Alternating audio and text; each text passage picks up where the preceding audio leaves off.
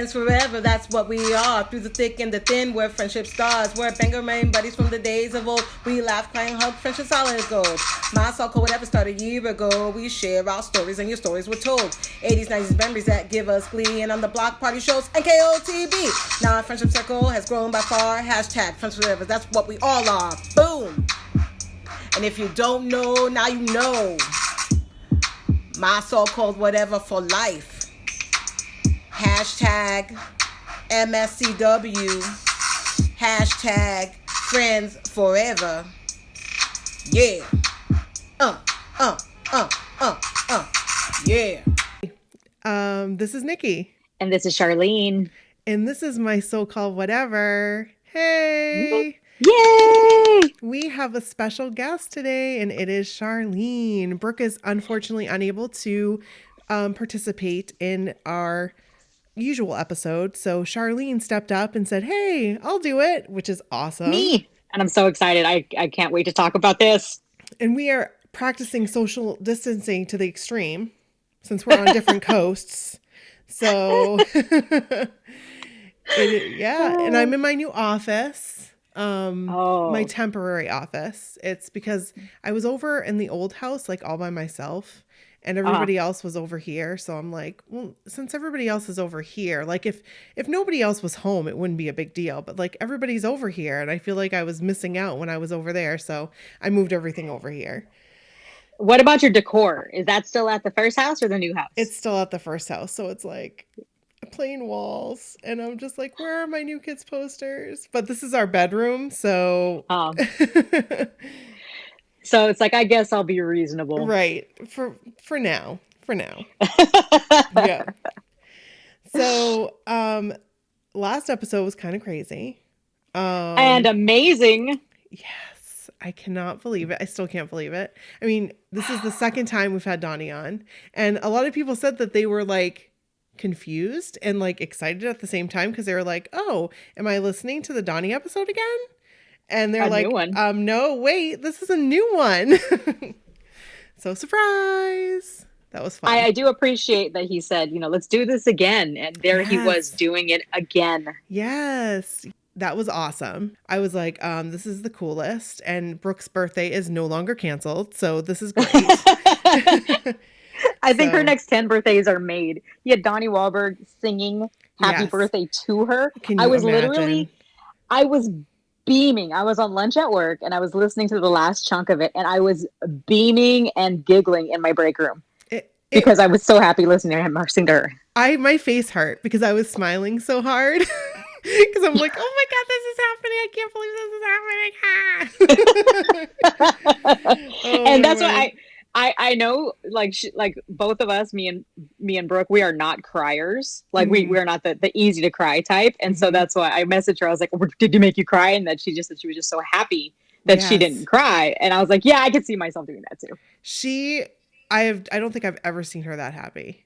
Like she had like a look on her face that I haven't seen either ever or in a very long time because she was just like so elated.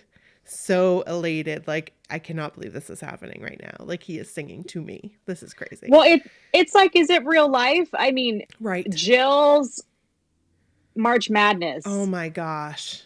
Completely blew up in the same day that like Donnie's calling you guys. And it's like, this is our 10-year-old dreams turned up to 11. Like, there's no way us watching the VHSs when we were little ever would think, oh yeah, this is happening now. This is absolutely magic. Not. Absolutely not. Like this is a possibility that I would even be able to like have a conversation, let alone, excuse me, post an Instagram story that said our podcast name in it.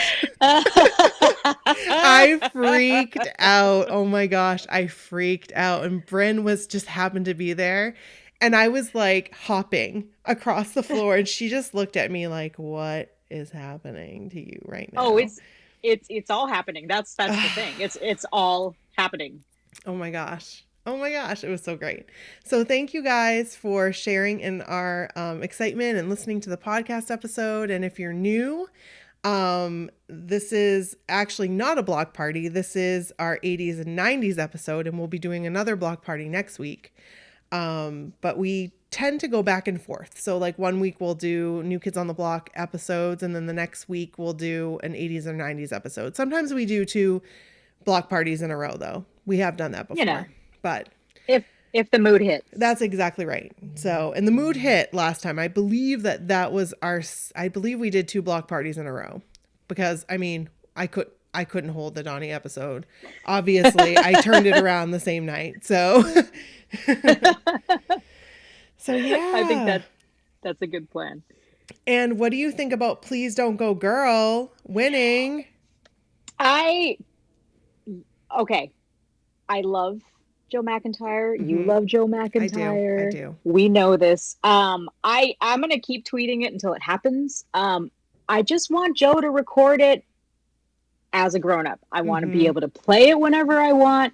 I want to hear his sexy grown man voice singing Please Don't Go Girl like he sings it in concert, which is so fantastic. Mm-hmm. It is. So fantastic is the word. Yeah. I mean, I do love Block Party. I love that album. Mm-hmm. I love that song. Mm-hmm. It's a ton of fun, but like when it came down to like Block Party versus Please Don't Go Girl, I'm in my brain, I'm seeing Joe McIntyre's blue eyes as he's staring over the crowd, doing the dramatic pause. I'm losing my stuff. Like, yeah, it's like I love Block Party, but I can't deny Joe. I know. So I did 2 brackets. I did one like what was in my heart, and then I did one like a competitive one, like who I thought would win. And Please Don't Go Girl won, I believe. The one that I was like competitive, I thought was going to win. I believe I had the top 4. And then for This Is in My Heart, I chose Block Party. I know I'm a Joe girl. I understand, like, but Block Party, I don't know. It just has something. I mean, obviously we named our episodes after it, Block Party episodes. So it hits. It's yeah. When I did it, because I didn't do it for what I think people would choose. I just did it for what my favorite songs were between the 2. Yeah. And so my winner was If You Go Away. Ooh, I love that song. So which much. Also comes down to, I think, is probably my most played New Kids song. Because it's so good. It is. I love that song and so they're grown. much. They're grown. Yeah. Well, not as grown as they are now, but they were grown up. Like they were. Yeah, there was no baby Joe voice. No. And so that was a hard one because they put I Need You in because I asked for it to be in there. And then it got put up against If You Go Away. And come on. That I had to choose If You Go Away. I mean, come on. I know you love that song. Mm-hmm. Very much so. But that didn't make it past my first round. I was like, sorry, Donnie. I was like, nope. Oh, I love that song so much. I think I like that song as much as I like his version of Stay With Me, Baby, which is like, okay, Donnie, all right. No, don't compare it to that. No. I played that for Kevin Donnie. for the first time, and he's like, what is this? I appreciate you, Donnie. I truly, truly do. But I mean, If You Go Away, and even like some of the Still Sounds Good to Me versus The Way, I think those 2 were head to head. Yeah. And I'm like, I love Still Sounds Good to You. I've listened to that a lot too, because that song is so catchy and great. Yeah. But versus The Way, you're gonna talk to me like a grown man? No, I'm sorry, The Way wins. So sorry, you're gonna open your concert with that. You're gonna do those dance moves to that song, and you're gonna say those things live. Thank you, please. I'm a grown up. Give me all the grown man. Oh, speaking of grown man, I did like that song, and that didn't get much love either. No. I was like, oh, I love Grown Man. I love that song. Love it.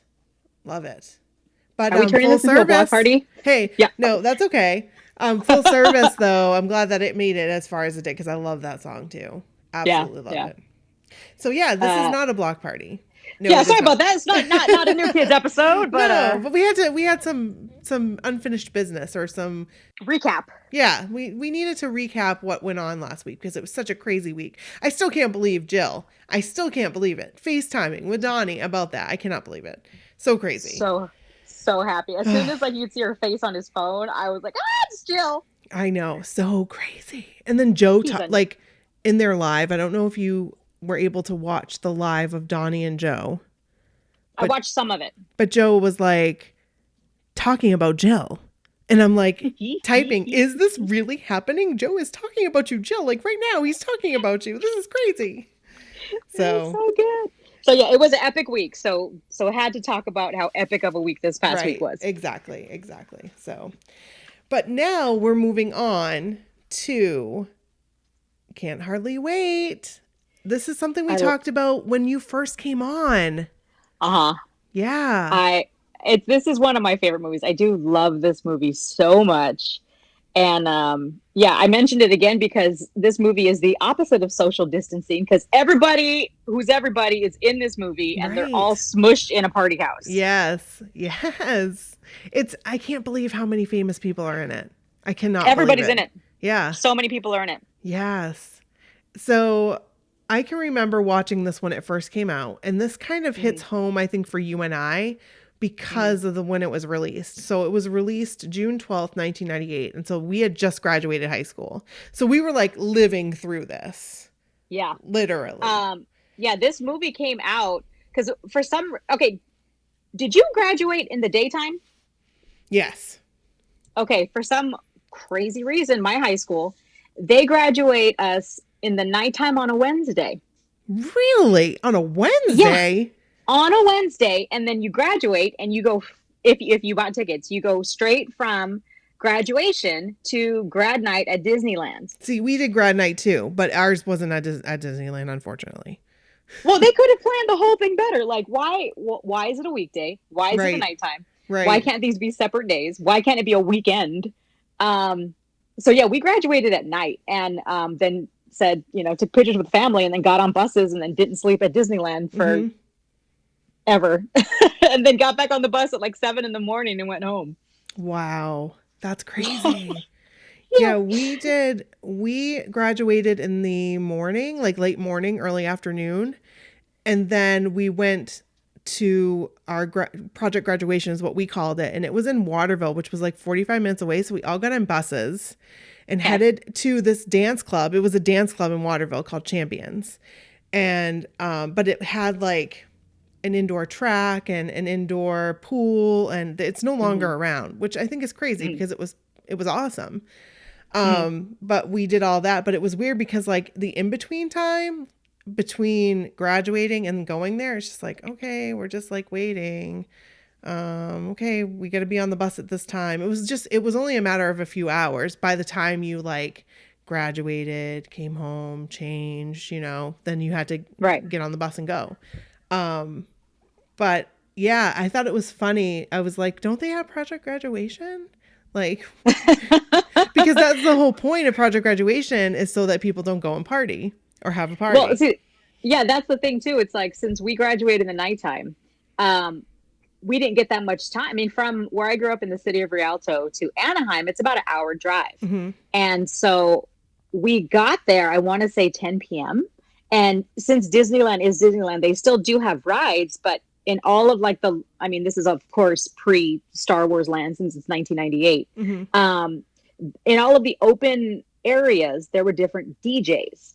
So like in the eating area in Tomorrowland, I think if that's correct, that old ska band, the Aquabats, was there. And they were playing live, but then aside from that, like the different places had DJs.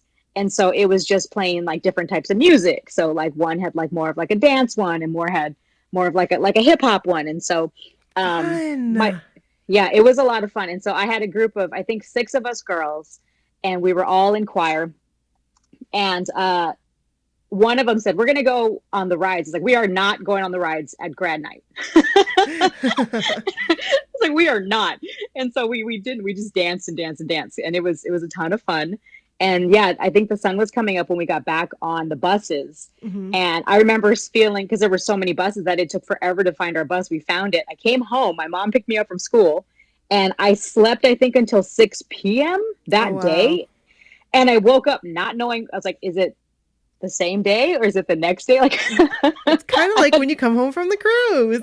Exactly. It was like our first like intro. Yeah. But that's the thing, is like, obviously, we weren't like drinking or doing anything at Disneyland. I didn't drink in high school anyway, but Yeah, that's what we did. And I didn't realize either until I'd moved to Central California that all kinds of high schools in California went to grad night. So there were buses that took the 6-hour bus ride from Central or Northern California down to Disneyland. So that was like an all 2-day thing for them actually.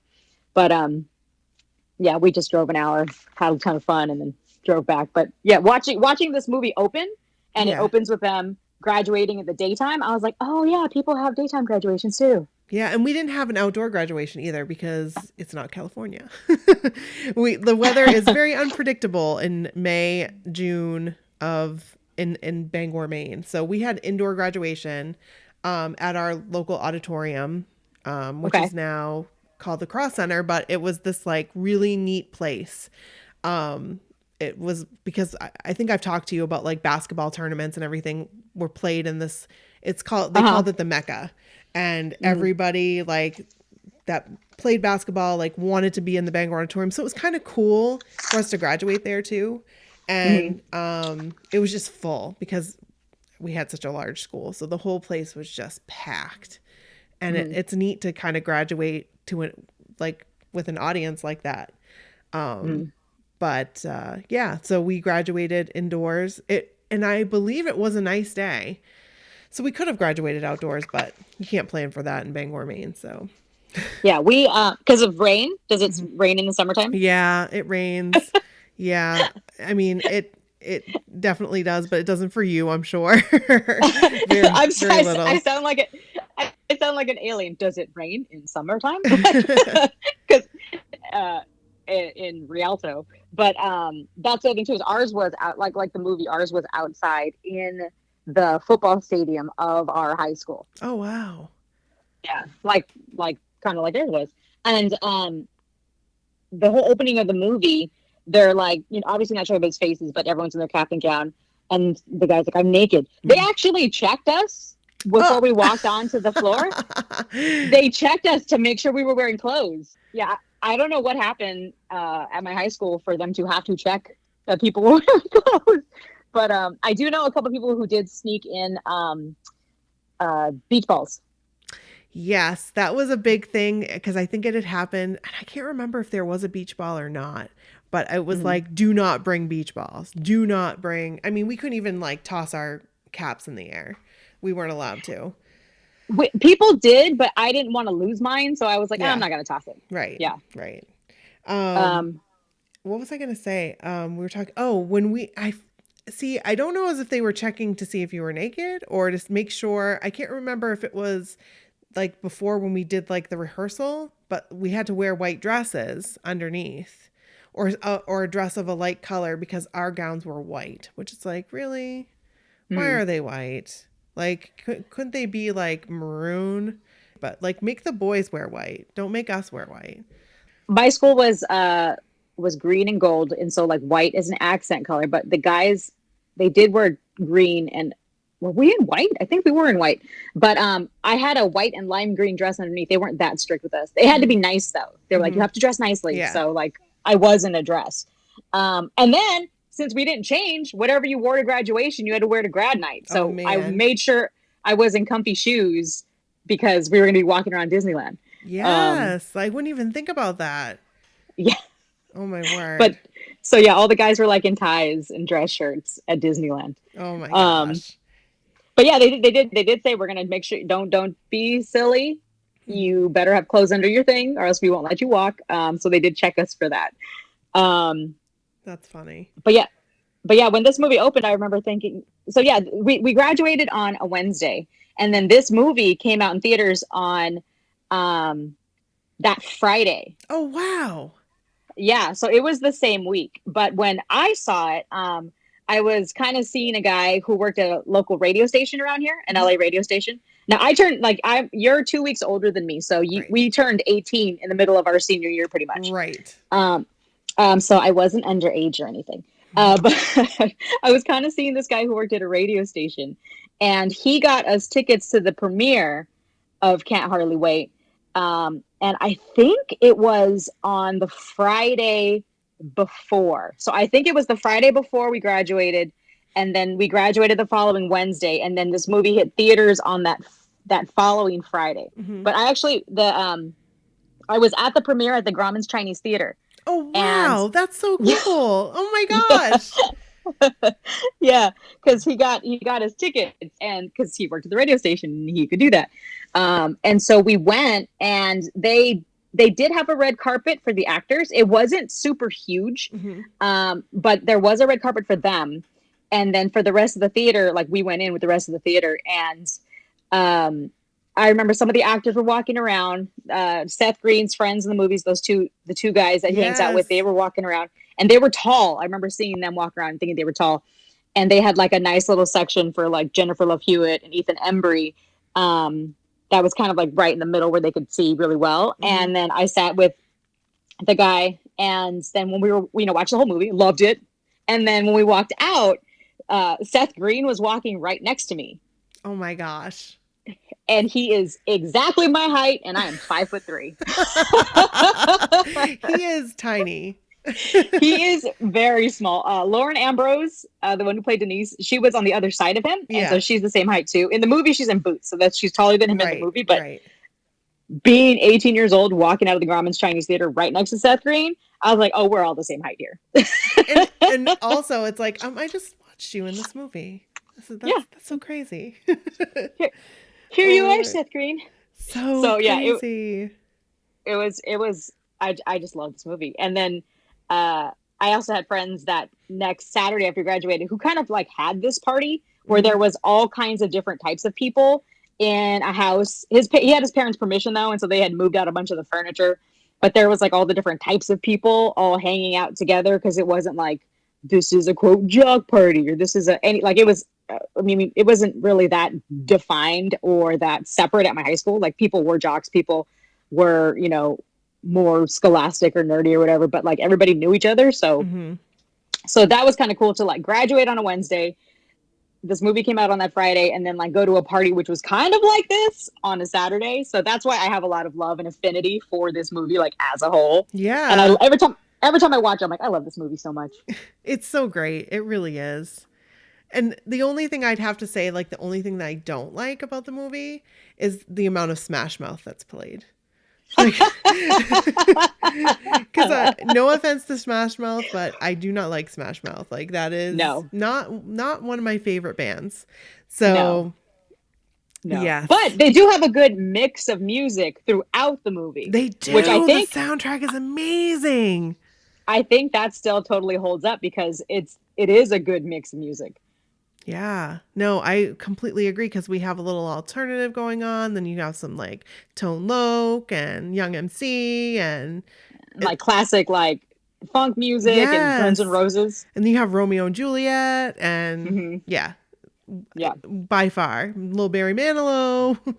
So crazy. A lot of Barry Manilow. Yes. Oh, so it opens, and then like they don't show anyone, then they finally show Ethan Embry and Lauren Ambrose, and I just remember thinking he was so adorable, Preston. He was just so cute, so genuine. But do you feel differently now? Well, I mean, he's nice to look at. I've been looking at him now. I was like, oh, he's such a cutie. I'd kiss him at a train station. I mean, like about his character and like how his character was, like, because I felt like it was so endearing, like, and we'll get into it, like that he like pined for this girl 4 years of high school, but then it's like, okay. Well, I did have I was a very bold teenager, so I liked to chase the cute boys I liked in high school.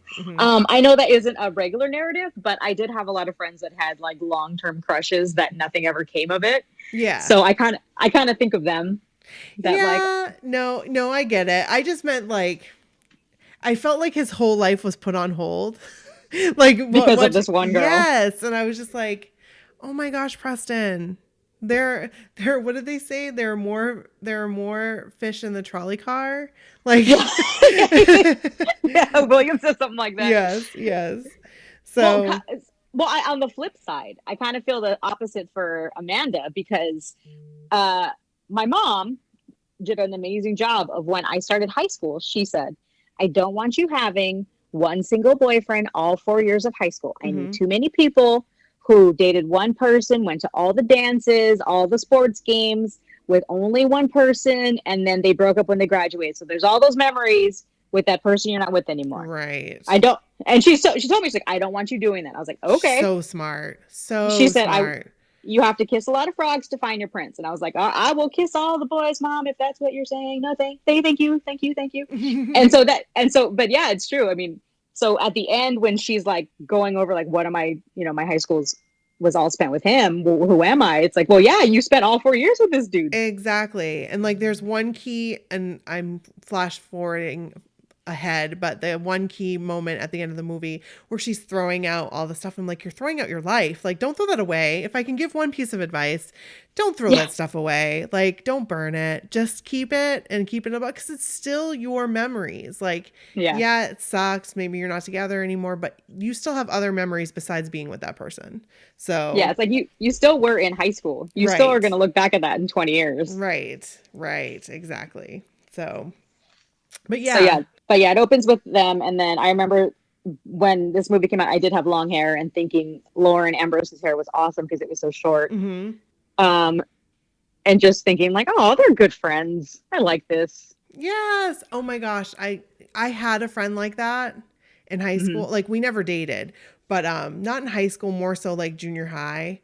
It kind of reminded me of the relationship that Lauren Ambrose actually had with Seth Green afterwards, because I was like, wanted to reconnect with that person, like, towards the end of high school, because we had such a great relationship, like in junior high, middle school. So it was neat to see like the friend dynamic between the two, both Lauren Ambrose and Ethan Embry, and Lauren Ambrose and Seth Green.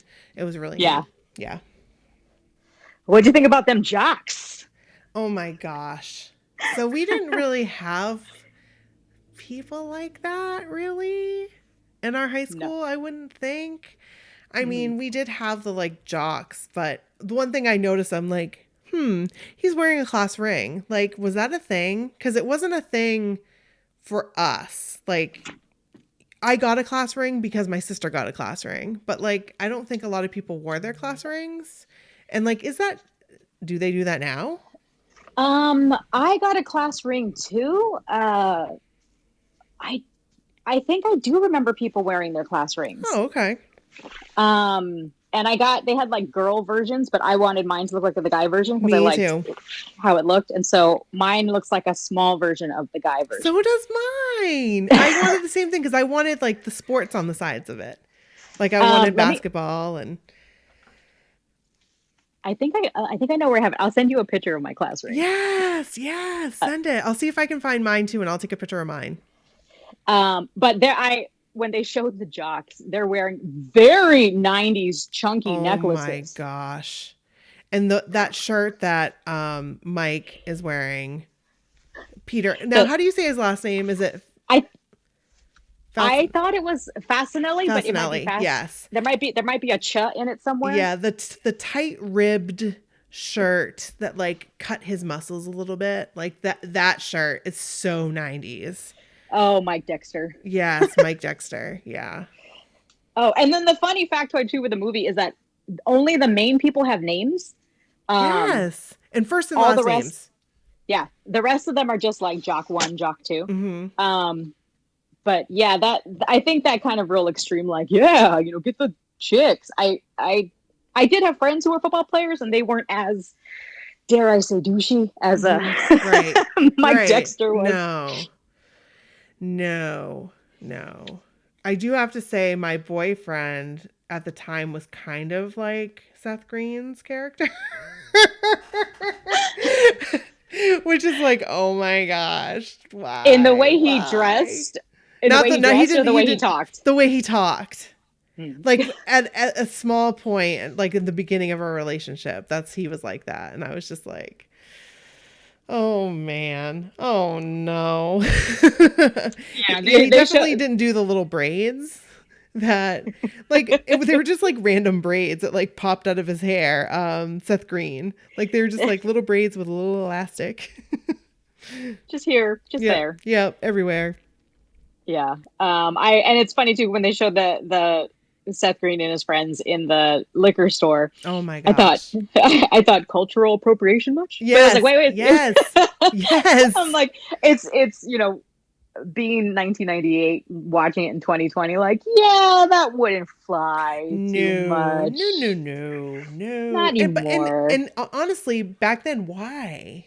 Like, why? I mean, you gotta think about 98. How close was that to the bigness of like Biggie and Tupac? Yes. Yes. The Yes. popularity of Yes.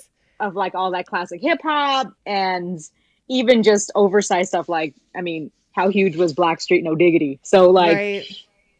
it makes sense that Seth Green's character would be, well, Kenny would be there in pants that big, Oh my gosh. styling So like he big. was styling. So 90s. But yeah, then they get to the house, and then like Love Burger's setting up, and it's funny how many of the actors crossed over from, say, Clueless and Right. other movies, because you got Breckenmeyer, Donald Faison, Yep. Faison, Faison. and Yeah. they're in Love Burger, Mm-hmm. and even though they're small parts, they're so good. Oh my gosh.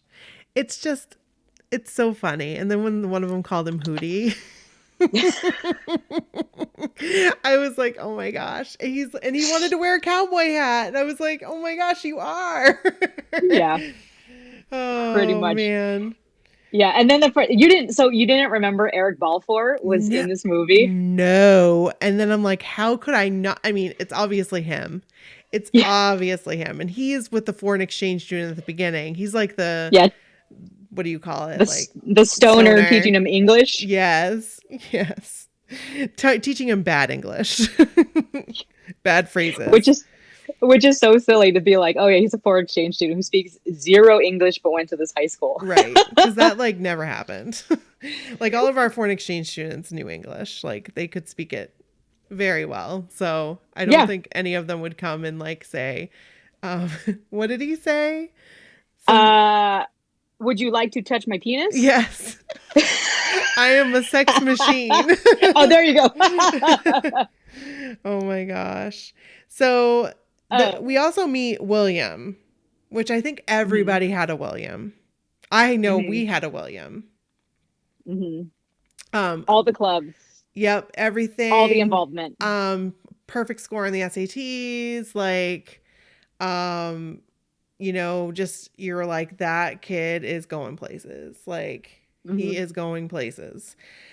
And the thing about like our person like that, it wasn't like William, like the jocks didn't pick on him or anything like that. Like he was just like, everybody was kind of on the same level. So, yeah. I think that is one of the things this movie leaned on a little bit, was say like the stereotypes of those, 80s high school movies, because even though a lot of the main characters, they did feel like real people we knew, it still was obviously heightened. It's a movie. Right. But same thing. We had a guy, our friend, who graduated and he got a perfect score on the SATs and took all of the AP classes. And when we graduated, like half of his hair was gray. So I don't know. Oh my gosh. I don't know how much of that was just genetics versus stress of having like a 5.0. I don't have that kind of drive. So, but yeah, he did get a perfect on the SATs back in 98. So crazy. I can't imagine getting a perfect score. Like it's beyond, I guessed a lot. Like, and I got a good score and it was because of guessing. Your deep subconscious knew. Yeah, if all else fails, choose C. That was the way that I went. But I do have to say, like, the girl stereotypes were more true than the boy stereotypes. Like, we had a lot of the girls, like the girl that wanted everybody to sign their yearbook and like took all the pictures, and like we had one of those, and we had like the girl who thought she was like a 30-year-old trapped in a teenager's body, like the one who threw the party. I did write a couple times, oh, that poor girl's house. Oh my god. I did write that a couple times. I do like how when Mike Dexter's like, break up with your girlfriends. And we see the girlfriends. They're like, oh, my baby. Yes. And I was like, oh, God.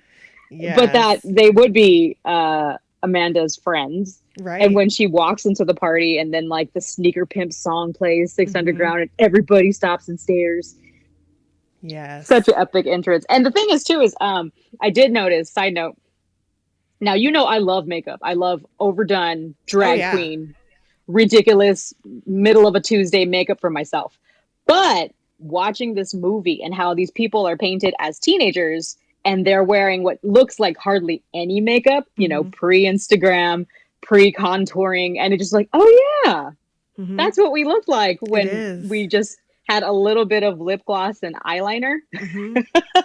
Obviously, they have more makeup because it's a movie. But the way all of their faces look, I was like, how refreshing. Even the done-up girls, like even like Jamie Presley, like her character, like they weren't. It was like less is more back then.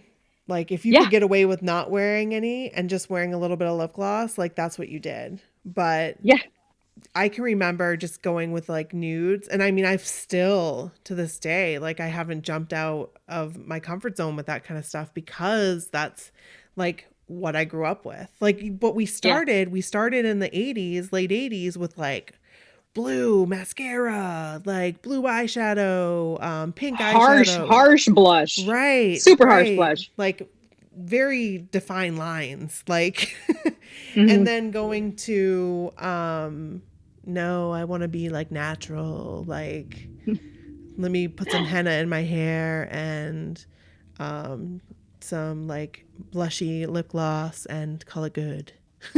Well, because even think about Winona Ryder in Reality Bites. She's not wearing that much makeup. No. I never even wore mascara. I never even wore mascara. Like I never wore makeup. I should have worn makeup, but I didn't. Could have used a little foundation there. Just a little bit. It's okay. Yeah, at least you didn't wear too much like people were doing in 1997. No. I did in the early days though. I was like, give me that blue mascara. Let me put that on. I do like that. I remember lots of frosty lipstick, if I remember correctly. Yep. I did have a lot of that. But yeah, she walks in, everyone's, staring at her. I remember thinking, God, how'd she get her hair so big? I know. That was some big hair for back then. Because it wasn't really about big hair, but Jennifer Love Hewitt had big hair. Yeah. So I guess it was I remember liking how bouncy it was. Yes. Because it was really like slick and sleek. Like get it as straight as you can, long and like sleek. That was the look. So let's see what else. Oh, how they're all trying to comfort her and they're being kind of terrible. Oh, so terrible. Like you're just like Gwyneth. Like you're better than Gwyneth. And then like afterwards, she's so not Gwyneth. Thanks, guys. Thanks, friends. Like thanks a lot. Really great friends. We've got some really great friends there. Yeah. It sucks because like she starts to realize like, oh, my whole life's been a lie. Like it's like looking at it, like, wow, my relationship with my boyfriend really did define me. Now, who am I? I have no idea who I am. And who are my actual friends? Right. She doesn't have any. Seth Green's running around trying to talk to the ladies or the honeys. Gosh. And he's there with his oversized stuff. And I noticed he had a little yellow pager on his jacket. I love Seth Green. I love Seth Green so much. Can we talk about the guy with the padlock around his neck? Like, how heavy was that, dude? Like, super heavy. Oh my gosh. And okay, so this is not Seth Green, and there's a scene where William goes to drink beer.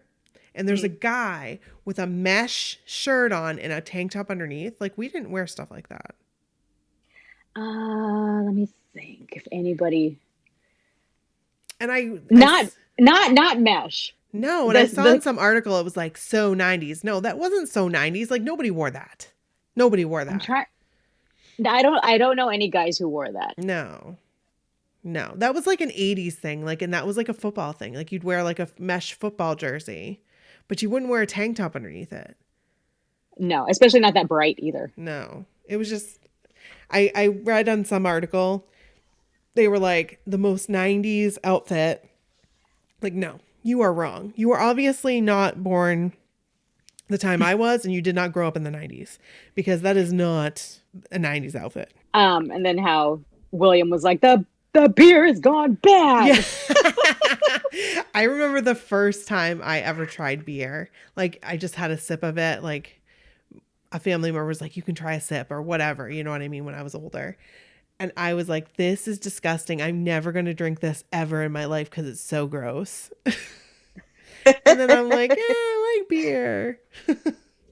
So weird. It grew on me. It's fine. Yeah, it's kind of like, I don't know. It's so weird that it like grows on you and like you develop a taste for it. Kind of like coffee. Like the first time you drink coffee, you're like, bleh. Yeah. So I do love me some coffee, and I do like beer. I like a few different types of beers, but yeah, I could, yeah. I do think it's funny how he had a chart as if that was going to track his drunkenness. And he passes it here.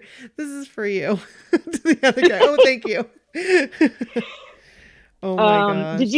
Did you ever watch the HBO show 6 Feet Under? Yes. Oh my gosh, yes. So Mike Dexter's friend, Freddie Rodriguez, he's in it. Eric Balfour's in it. Lauren Ambrose is in it. I remember watching that show and thinking like, gosh, everybody from 6 Feet Under's in this show. Mm-hmm.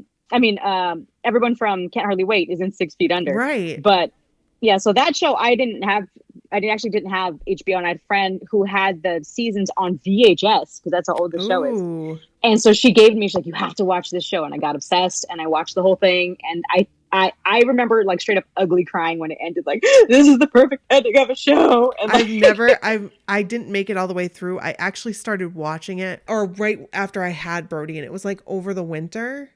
And I shouldn't it's very dark. It's dark. It's super dark. It got real dark for me like around February, and I stopped watching it. Yeah. But I had the DVD collection, and it was really cool. It had like grass on the top and like a plot on the top, and it was really neat the way that it came packaged. But I still have it. I should watch it in the now. summertime. Watch it in the summertime. Maybe not now when I'm like held up in my house, like. No, wait till August. Yeah. But that show is one of the most perfect endings of a show. I was watching the finale, and they end it with like, I'm not gonna, no spoilers, but like there's like a Sia song playing, and Lauren Ambrose is driving her car, and I am bawling my face off on my couch. Oh. And I am not a crier, but go back in the summertime. Watch okay, I will do that. But yeah, so they're going through the party. I like how everyone looks different. Everybody's dressed all super different 90s. I do think it's funny that the girl who's like, oh yeah, we called you Chester Cheetah. She's like in a cardigan around her shoulders, and it looks like she's drinking a scotch on the rocks. Another person who thinks she's 30 trapped in like a teenager's body. Yeah, and then later when they cut to her like gossiping with her friend has a martini. What? I didn't notice that. Weird. With like olives in it. And I was like, who are these girls? Like that. With like that wasn't even like a 21-year-old drink. Like no. I don't think I tried scotch until I was like 30, like mid 30s. Yeah. I didn't notice that until watching it just now, and I was like, "Wait, what is she drinking? Why does she have a low tumbler with ice and brown alcohol?" That's too funny. I didn't notice that. That's too funny. Yeah, she's doing that, and then so Kenny's listening to the girl crying, like, I'm gonna hook up with somebody at this party. That girl was in everything. She was in Clueless. She was in Bring It On. Yeah, she was. That's right. Yeah. And I'm like, God, good for her. Oh my gosh. Her name was Nicole Bilderback. That's a big name. Bilder back. That's a Hollywood name. But yeah, I remember thinking like, oh, she was the one in Clueless. She was always like a side friend. Yes. But yes. Good for her and getting in all the teen movies. Yeah, because I recognized her. There were a lot of people I was like, oh yeah, like she was in a movie, like an MTV movie. There was one, it was just, she had like such a small part. And then there was another girl, they just panned by her and I'm like, oh my gosh, she was in Buffy. Like, Yeah. it was because I was a huge Buffy fan, if you didn't already know. So, but the choice, like you said, with the outfits, they were all so different. And a lot of them were true to form. Yeah. Like I knew, I don't know who it was, but there was somebody that used to wear an upside down visor. Like, I don't know who it was. Maybe it's like a Chris Kirkpatrick thing. And I'm thinking that I know somebody, but like the guy with the upside down, I was going to do that for 2000s night. Like an upside down visor. Yes. Because that was like a thing. I did have a lot of, I wasn't much a crop top person, but I did have baby t-shirts. And so there's a lot of like small t-shirts with like baggy pants. And I did have friends who did that kind of like early Gwen Stefani where it was like chunky shoe, baggy-ish, like almost military style pants and like t-shirts. Very Delia's. Yes. And I never actually bought anything from Delia's. I always wanted to, but yeah, very Delia's. And it's funny because Denise is walking to the party and, you know, that girl's like, were you in my language lab?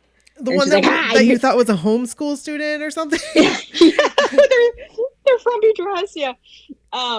But that she really doesn't have any friends other than Preston. Yeah. And so, like, she gets hit in the head with that brownie and Eric Balfour licks her face. That was so funny. Oh my gosh.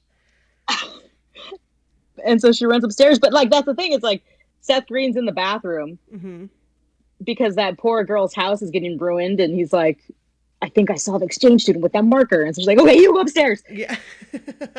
And Kenny's poor little virgin brain is like practicing in the bathroom. And then Denise runs in and he's like, close the door. She's like, it just closes the door. And then they're trapped. They're trapped. Which, I mean, for them, I think was like perfect. Like it was like the perfect thing for them to do because they used to be friends and things happen, which it's shitty, but things happen. Well, I like her face though, because like every time he was talking, like you can't, talking like he was talking and she's looking at him like, what are you saying? Like who she are didn't even, you? she didn't even say that much, but just her expressions at him, like she knows who he is. She knows this Kenny kid she grew up with. And this is not him. No. He is pretending to be somebody else that he is not. No, and she's not having it. No. That's great. Yeah, so they're trapped. William's doing body shots. Yes, and then he goes, the best line in the whole movie, I can't feel my legs. I have no legs. And I can't tell you how many times I've said that. Like, that is like my Nikki go-to line when I've had enough. And I say, I can't feel my legs. I have no legs. Oh, you mean in actual drunkenness? Yes. Yes, I say that. Well, that's good to know. Yes. Yeah. I mean, it was an early on thing that I used to do. Like, I don't think I've done it in a very long time, like post kids. Did you do it on the cruise? No, but I probably should have on 70s night. Oh man, 70s night, that really got me. Oh. No, that was Drew. They kept bringing back their fancy drinks. Yes, they were like, Nikki, here, Nikki, here you go. And I'm like, okay. I didn't have my chart. I didn't have my William chart, so you could have known. Yes.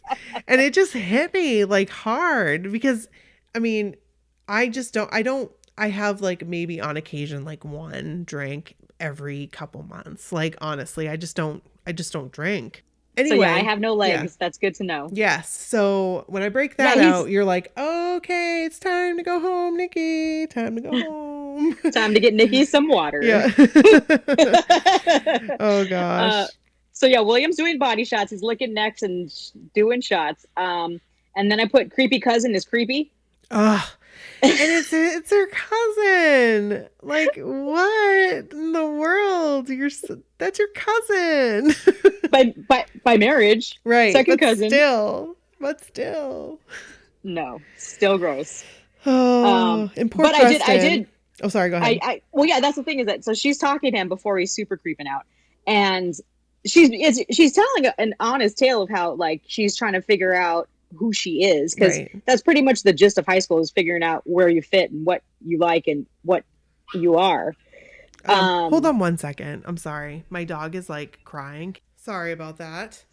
Doggy wants attention. My puppy is like very attached to me, which is awesome because I've never had a dog that's like super attached to me, but he's to the point where he like cries if he hasn't seen me in like over 30 minutes. So sorry about that. Okay, so what we were talking about Preston. Oh, so I was saying about how Amanda was talking to her cousin before he fully creeped out on her. How she's talking about she's trying to figure out herself, and that's the whole point of high school, is like trying to figure out what you like and who you are, and you're not a kid, you're not a grown up, you're full of hormones, and your class is full of cuties or not. And it's just her talking about it's like, yeah, that's true. And my only recommendation, thanks to my mom's advice and having been a teenager, is just be bold. Yes. What's the worst that can happen? I wish you had told me that. I wish that we knew each other before and you were like, Nikki, just go for it. Just go for it. That was me. I was that friend. But then it's because like if I was wearing stuff and it was like, say, between the shorts or the shorter shorts, my mom would say, wear the shorter ones. You're 16. Go ahead. I wish I had your mom in my life. Oh my gosh. But it's just because it's true. It's like, you know, but in this movie, it's the last day of graduation. So like, now what? I remember feeling like that at 18 after graduation. Like, me too. Now what? Like I really had the same kind of thing that Amanda's going through, because I didn't really know who I was. Like, was I the person, the athlete? That I really wasn't that person. Like, I needed to find out who I was. And in order to do that, I needed to break up with my boyfriend. So that didn't happen for another couple years. But after that happened, I was like, oh, this is who I am. And that's why people should follow your advice, your mom's advice. Never have a boyfriend for too long, because you do start becoming like that person's girlfriend. Like, that's your identity. And yeah. I mean, and a lot of different things, you know, you being 14 versus being 18 is a big difference. Huge difference.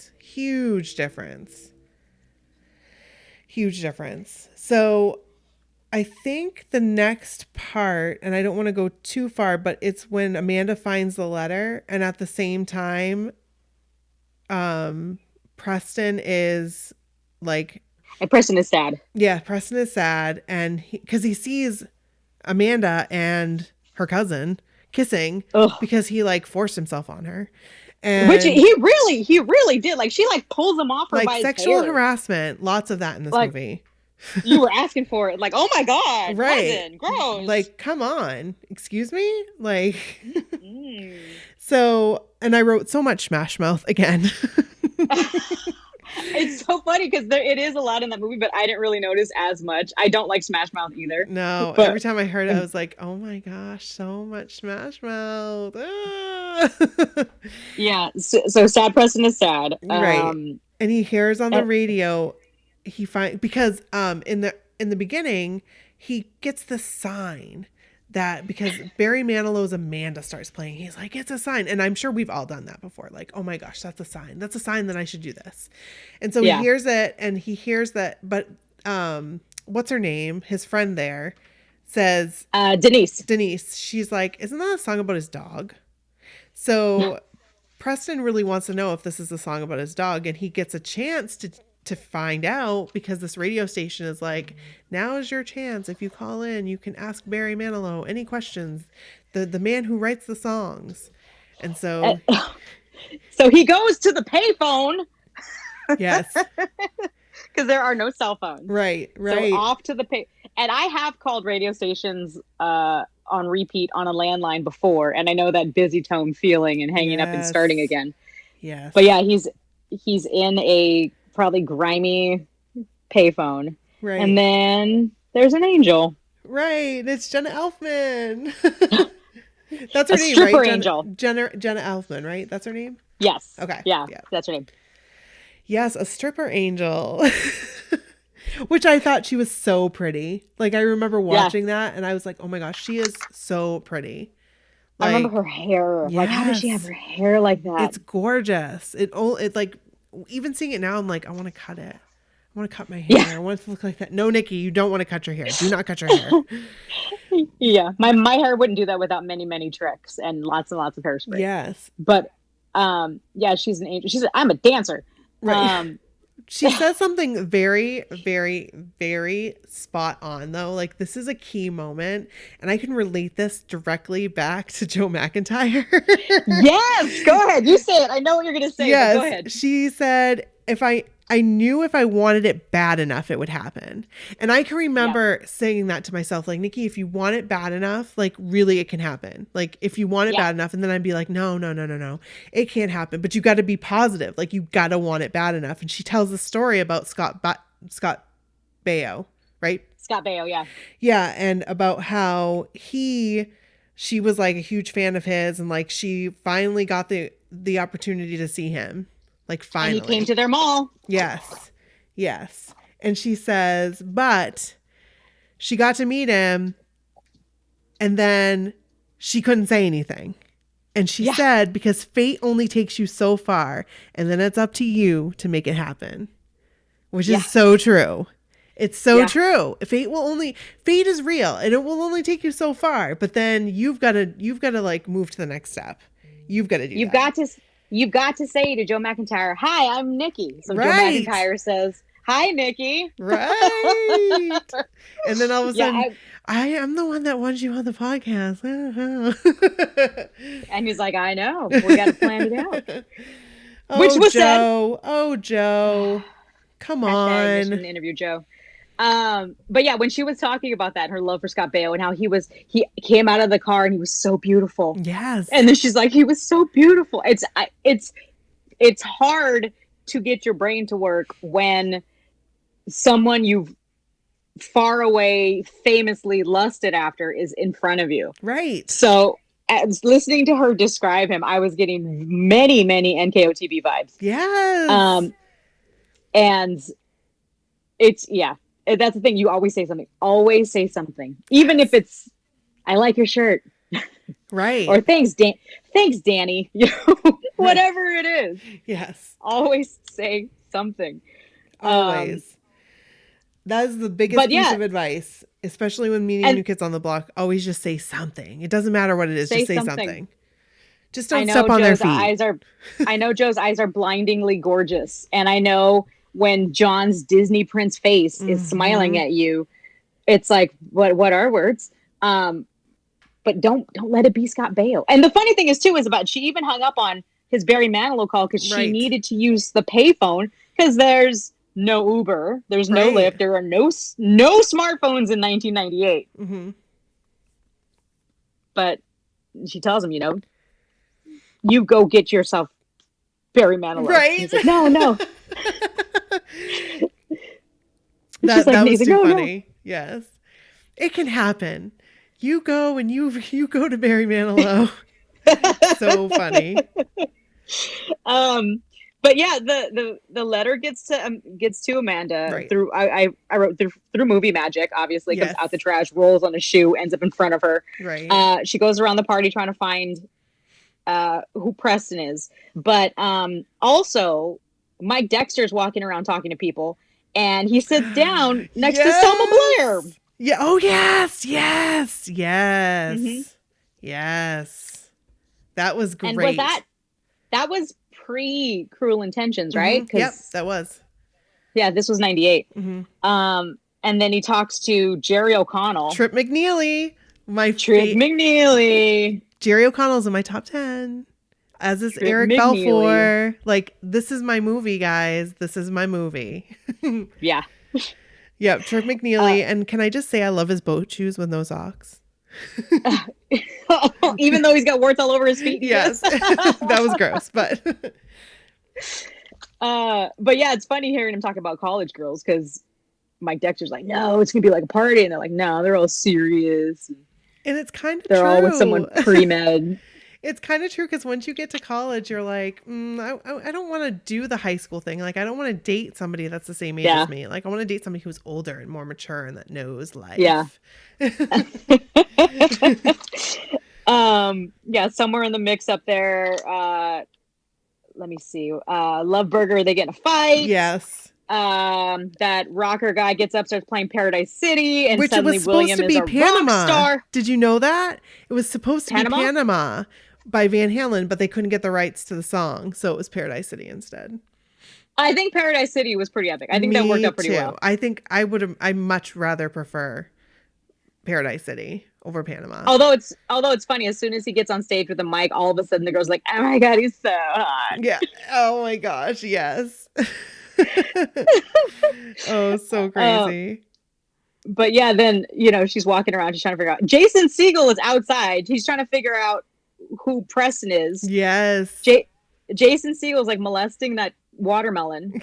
Did you notice that? Yes, I did. And he offers it to her at the end because he's like, "This is like my love, my watermelon love." I don't know. He's like caressing it and licking it. Yes. And he tries to give her some. It's so funny. And so yeah, she's trying to find him, and then she gets back in the house, and drunk Mike Dexter's like, "Oh, my girlfriend." Yep. Because Trip McNeely tells him he needs to hold on to her, and he's like, "Oh yeah, we're still together. We're still together." Oh yeah, he calls her a prize piece. Mm-hmm. Oh, yeah, I remember thinking that when I saw the movie and watching it again, hearing him calling her a prize piece. I was like, ugh, gross.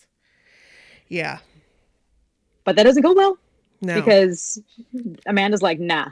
No, and I love that people are taking pictures of his reaction. With their disposable cameras. Yes, yeah. When all of a sudden she he's talking to her and he's asking her to come back, and then she's like, "You know what? No. And then they say a really bad word. They call him a really bad word. And he's like, "Well, Amanda." Yeah. Oh man. And so then they start taking pictures of his reaction, which was great. Because it was like, you know what? She doesn't need you, Mike. She doesn't need you. Nope. See you later. Nope. And William finds Mike Dexter in the other room, and he's all sad. Right. They hug each other. And then Boyz II Men start playing. Yes. I'll make love to you. Oh my gosh. And then they cut to my favorite part where they pan back up to the top bathroom, and Kenny and Denise are on the floor singing the right stuff. That's right. It's so awesome. And I wrote the hair braids are killing me. That's what I wrote. Slowly. I remember watching that in the theater being tickled that they were singing New Kids. Like, yes, me too. No, I was like, oh my gosh, yes. Which makes sense because yeah. It was so nice to hear the New Kids in 1998, even if it was sung through Kenny and Denise. Right. No. So I lit up. I was glowing when that, because any kind of New Kids reference, I'd be like, yes, I love them so much. Yeah. And so Amanda is walking through the party. Gross guys are being gross. Yes. Gross guys are being super gross. Right. So she's had it because everyone's trying to get her naked. And so when Preston's finally like, "Amanda, I love you." Right. It's not the right time. No. She kind of goes and flips out on him, which isn't good. Because she doesn't know it's him, even though she has the letter. She read the letter. Yes. And then Romeo and Juliet start playing, which is one of my favorite songs. One of my favorite songs. I think it's by Dire Straits. And it was one of my favorite songs in high school. And which was kind of crazy because that's an old song. And for them to play it in this movie, I was like, oh my gosh, I love the song. And it cuts to Amanda looking at the yearbook, and she realizes, oh shit, that was Preston. Crap. I put Preston sad again. Amanda sees yearbook, Preston sad again. He leaves the party, he drives away. Love Burger reunites. Yes. And just as they're about to play. The cops come, and then it's anarchy. Yes. Oh my gosh. It's crazy. And I wrote, I only went to one party when the cops came, and unfortunately, it was my party. Your party? Yes, it was bad. Was it a big party? Yeah, I got in trouble. Yep. Were your parents out of town like all the movies have it? It was my apartment. So it was even worse. Oh, so it was after high school. Okay. I didn't party during high school. Right. It was after high school. I was under 21 and we had alcohol. So, yes, you can just imagine what happened. And I was like, I'm going to school to be a state trooper. So come on, they've done it. They've done it too. Yeah, I got in trouble and I didn't do any time, but paid my dues. And yeah, so that was the only party I ever went to that the cops came. And like there were like either 2 or 3 of them that came. Mm-hmm. And I was like, it's not that big of a party. Like it doesn't require this many police officers. You're like, this is a private residence. Oh gosh. So yeah, it wasn't quite the scene that was in the movie, but yeah, it always reminds me when I see the cops scene like and break up a party. I'm like, oh yeah, that happened to me. Well, it's everyone's running around. William and Mike Dexter end up going out of the back, and then they get jumped by William's friends because they don't know it's William. Oh my gosh. And they set up the scene. It reminds me of Heather's. So they set up the scene and then they take pictures and realize it's William. And then the cops find them. It's too funny. And his friends are so funny because they love the X-Files. Like they love the X-Files. I love the X-Files too, but I remember thinking like, wow, they really love the X-Files. They really love the X-Files. Yeah. So all this is happening and Kenny and Denise are getting naked upstairs. Yep. And then it's awkward because she's like, it goes for longer, but it's like, don't say he that. takes it back. She takes it back. They both take it back. He gets back the accent again. And she's like, you asshole. Yep. And then that poor girl's house, that poor girl bursts in with her dress all and her hair all jacked up. Yep. It's not good. He's like, what's wrong with you? And she's like, you want to know what's wrong with me? It's like, oh God, just leave. Just get out. Just go. So yeah, they leave. Jamie Priestley gets left by her boyfriend in the house. She's like sound asleep. You always know there's that one person that falls asleep on the couch. That was her. Gets abandoned. Yeah. But then Kenny goes and he finds Denise and he apologizes. Yeah. They make up. Their weird kind of adorable chemistry. Yeah. That was pretty good. And then William wakes up in a jail cell. Very hungover. Yes. And he's like super scared that he's going to be in trouble. But he got saved by Mike Dexter's story. Right. And Mike Dexter says he beat him up and forced him to drink alcohol. Yeah. Which is funny. And it's like, then you're like, oh, Mike Dexter, you're such a nice guy. Like underneath it all. For right then, you think. Because of in secret, he's nice. Right. Exactly. And I feel like, okay, so when I worked at the airport, there were people that I went to high school with that would come to the bar that was at the airport. And like we would drink together. And I feel like that same thing happened. Like we wouldn't have hung out with each other in high school, but like because we were sharing beers and you know what I mean, together, like it was like a camaraderie, if that's the word. Like but it's like afterwards, like outside, we didn't really talk to each other. It was kind of weird. Right. You know what I mean? It's kind of like the Breakfast Club. Like, you know, everything, like Claire said, everything's probably going to go back to the way that it was. Because it's the truth, you know? It just happens that way. But alcohol has a way of bonding you together. Unless you're in a diner and you're trying to talk to Mike Dexter. That's true. And then he's going to be a jerk face again. Yes. And it's like, seriously, I was just beginning to like you, Mike Dexter. Now I don't. And your shirt's ripped. Yeah, like, they're all in the same clothes. Right. And at the same time, it like pans to Amanda and she's in her room, and it's that thing that I was talking about in the beginning where she's like throwing away pictures. It's like, don't do that. Don't throw those away. Like, yeah, he's a jerk. He's a douchebag, but keep the pictures. Keep the pictures. Always keep the pictures. Because you can always, like, later on in life, there's going to be something called Photoshop, and you're going to be able to use it and just Photoshop the shit right out of it. That's what you're going to be able to do, because that's what I do. Here's me at the dance by myself. Yes. Is there somebody else there? No, there's no one else there. It's just me. It's just me in the background.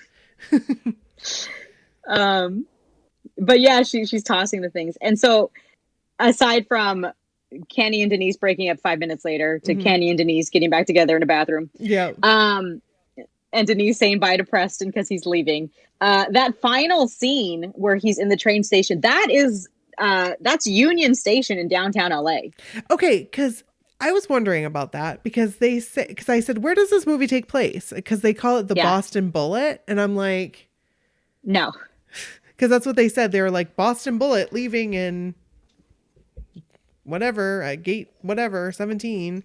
And I'm like, I wonder where this movie is like supposed to take place.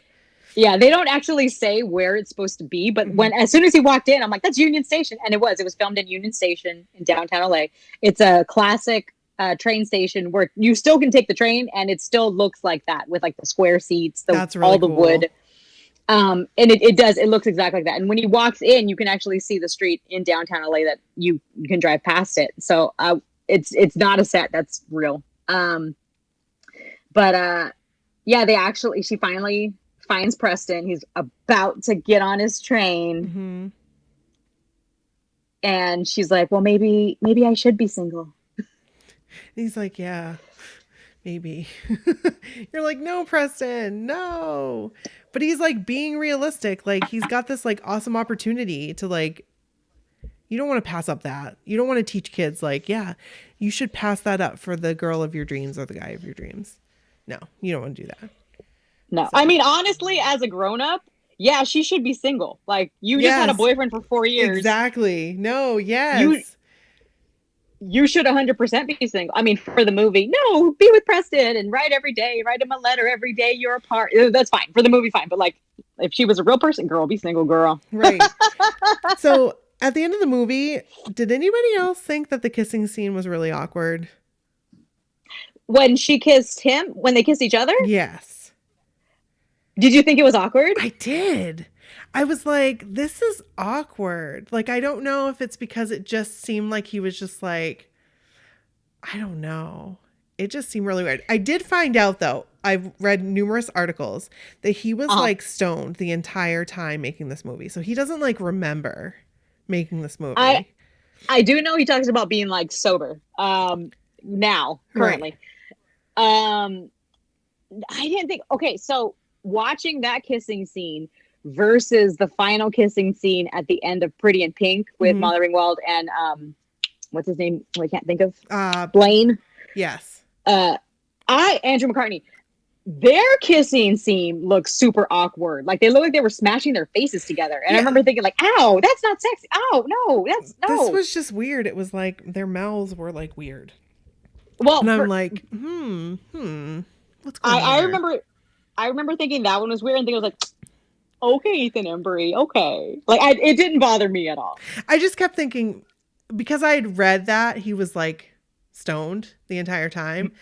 As I'm watching it, I'm like, yeah, he's really acting stoned through this whole movie. Like, you know, like now that I'm like, and I'm looking at it in a different perspective, I was like, and then the kissing scene, I'm like, I wonder if he was stoned during this too. Probably. No. But like, are they still together though? Really? Are they still together? If they were actual people from 1998, I don't know. Most of my friends who did have boyfriends and girlfriends in high school are not with those people. Some of them got married quickly after high school and are divorced from those people. I do have one set of friends that started dating, I want to say in 9th grade, and they are still together. They're married and they have 5 boys.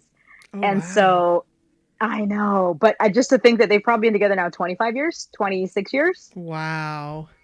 and we're 40 is just wild.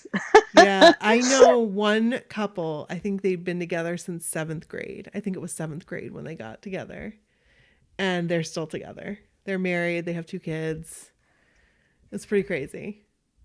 Which is wild. It's Yeah. just to be with that person from when you were so young. I mean, my parents have been in the same house since 1987. Mm-hmm. So I have a lot of friends I've known since we were 8 years old, 9 years old, which thanks to the internet, you know, you can stay in contact with them, which is really nice to be like, hey, I used to play recess with you and now I'm watching you do this amazing stuff. And I'm happy to still know what's happening with them. But Yeah. to be involved with someone for that long, Yeah. from that young. Yeah. No, that's crazy. wild. I mean, I've been with Kevin since I was 21. So, yeah. But I think that's a long time. Like, that is a long time. That's what, 19 years? Yeah. That's a long time. Because I mean, that's like my early 20s all the way through. And But I think, oh my gosh, could you imagine if I met him in high school? Like, would things be different? Because things just like, you just change in high school. Like, I am not the same person I was in high school. I'm not the same person I was when I was 20. So, which is good. It's a good thing. Well, it's good that you have someone that has been able to evolve together. Yes. To be grown-ups with you guys. Very much. But yeah, I love this movie. I do. I love this movie. It takes me back to that senior week. I love how it's so full of actors. Mm-hmm. And it's so crazy ridiculous. I do. I love this movie. And then when the following year, when American Pie came out, and everyone's like, American Pie, I'm like, that's fine, but like the most epic high school movie is obviously Can't Hardly Wait. Yes. No, I agree with you 100%. Like, whenever people are arguing about like great high school movies of the 90s, it's Can't Hardly Wait is number 1. It's number 1. Yeah. It's my favorite. I did read a few different little factoids on this too. Like, it said the fraternity on Trip McNeely's polo shirt is Delta Iota Kappa, which is short for DIK, like dick. That's fantastic, Charlene. That's so funny. And he is a dick. Yes. That's too funny. That's great. Yeah. We didn't actually get next to our yearbook pictures, they just put all of our pictures together with our names in a row for the seniors in color. We didn't get to have like quotes or clubs where we were in. Did they do that for you guys? They did. My quote was actually from My So-Called Life. I think you mentioned it. What was it? I don't remember. I honestly can't remember. I'm gonna have to go dig it up, and so I can say, but I cannot remember for the life of me. But it was Angela Chase. It was like, and I didn't write Angela Chase. I wrote AC. Like, so which is fine. Yeah. So people weren't like, you quoted Angela Chase. Like, oh. But I did put intramural weightlifting. I did intramural weightlifting, which I really didn't. Like, but I put it on there I did weightlifting like for like before basketball, but like I called it intramural weightlifting. A lot of people did though, because it was like a funny thing. So that was one thing I did put in there. But we had like the things that we did, and then we had our quote, and then we had our senior picture, which had to be, they had changed it our year where it had to be from the shoulders up, which sucked. I was like, because I wanted to do this picture of me in the grass that I loved. And they let you guys do full body ones before that? Yeah. Yep. Oh, see, we had it opposite. We always had like real basic kind of headshots, and then they would take the ones where like there was a mirror in front of you and your hands may have been down, but that wasn't an option for the yearbook. Like, they had to be just like the bust photos from the chest up, and you had to choose one of those. So when I saw kids have ones where it's like by a tree or with their sport, you know, with their bat or whatever, then it's like, well, we didn't do that. Yeah, they just didn't let us do those. Boring. Yeah, they did say, well, at least we're not making you have like the black cape. You know what I mean? Like, they didn't make us do like you know how you do the black cape over like your shoulders are exposed and it's just like the black. They didn't make us do that. But yeah, thankfully they didn't make us do that either. Another factor, I don't know how accurate this was or where it even said it, but apparently the film's supposed to take place on Wednesday, June 17th, 1998, which was the day I graduated. That's June 17th, insane. Wednesday. Are you serious? That's so crazy. Yeah. We graduate on Wednesday, and so it says the film takes place on Wednesday, June 17th, which was Barry Manilow's 55th birthday. That's too funny. That's so funny that it's taking place on a Wednesday. So funny. During the day. Let's see. Any other fun little factoids I saw? Jenna Elfman is a classically trained ballet dancer in real life. I did not know that. I did know that she is a Scientologist, though, but we'll leave that there. Yes. We won't say anything else about Scientology. And let's see. I do want a Love Burger shirt if I ever. Oh my gosh, I would love a Love Burger shirt. Yes. But yeah, I thought it was great. And I think that's pretty much it. Aside from that, I love Seth Green. I love Seth Green so much. He's great. He's so funny, and I loved him because he was in Buffy too. So yeah, he was. Yeah. I did hear him talking about when he was in Austin Powers how he played the son of Dr. Evil like it was a drama. Because he thought it'd be funnier if he played it like completely straight and completely serious about a boy wanting his father's love. He did fantastic. Like, that's great. Yeah. That's fantastic. He's so cool. I love him. Yeah. I'd love to hang out with him. Green. He's so cool. I love him in, is it Entourage? Was he? I've never actually seen Entourage. Oh my God, you've got to watch Entourage. It's so good. But it started to give me anxiety because I get when I get really into a show, I start getting anxious, and I was like, oh my gosh, I have to stop watching this because it's giving me such anxiety. So I started looking for spoilers, but I couldn't find the right spoilers. And I'm like, oh my gosh, I just want to know what happened so I can just watch the stupid show. But I think I remember a scene. I don't know if this is Entourage, but I'm pretty sure it is. And he's playing this like he gets all the chicks, I'm Seth Green. I'm so cool. And it was great. It was fantastic. And I'm pretty sure it's Entourage. But but this was great, Charlene. Thank you so much for coming on. I'm so glad we could finally talk about this awesome movie. Yes. So we'll definitely have you on again because we need to talk. Yeah. I can't remember what the other movie was that we wanted. She's All That. Right? Oh, yeah. Wait. Yeah. And any other 90s movies I'm down for. Yeah. But yeah, I think I know where my class ring is, so I'll send you some pictures. You can put them on the site if you want. Yes. And I will look for mine too. And I will put mine on there too. So yeah, thank you so much. Thank you so much for coming on. And you guys, if you have a story, 80s or 90s or New Kids related, please send it in. You can send it to mysocalledwhatever@gmail.com. So thank you again, Charlene. I appreciate you for coming on. And thanks for having me. Yeah. All right. Well, I'll talk to you later. Bye, guys. Bye. Bye.